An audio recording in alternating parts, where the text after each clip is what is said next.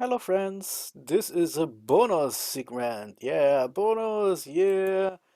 And this time I'm showing you a little bit that didn't fit well into my normal shit.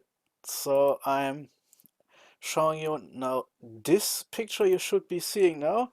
This is something I uh, talked about with my neighbor to the south, where all this forest is, far beyond the south of those weird half-moon thingies of Ulms.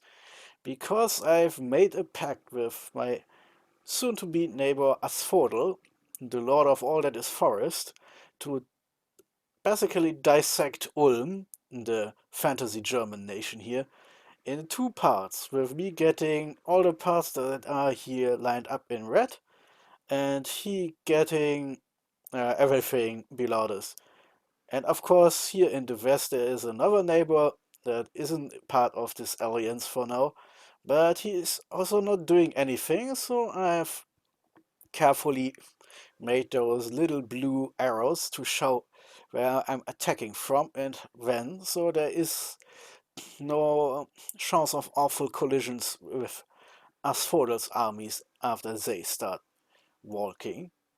As you've seen, I'm attacking in basically two offensives. One concentrated up here directly near my capital, since that's the territory I really need to take away from Ulm before we are facing an Ulm attack to the other direction.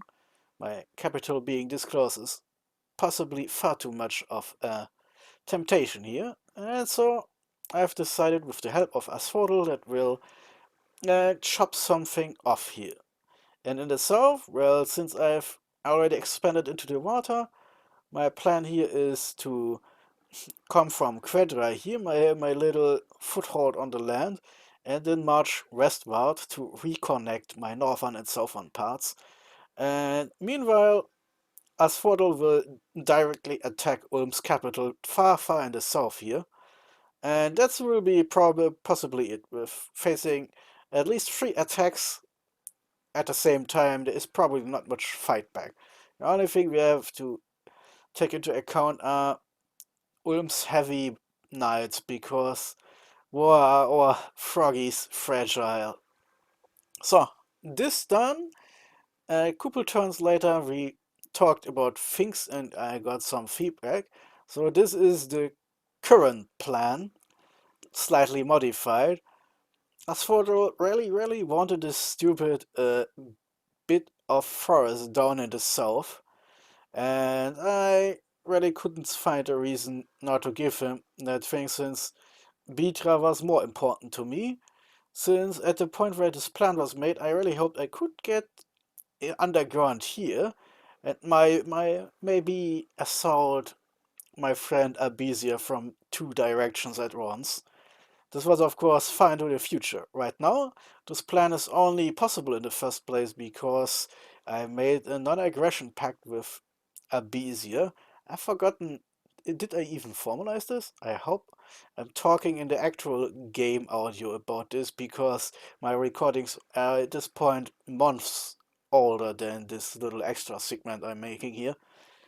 And then of course I've updated my western plans since I saw our friends here, the undead Romans, moving around a bit, and I got curious to see.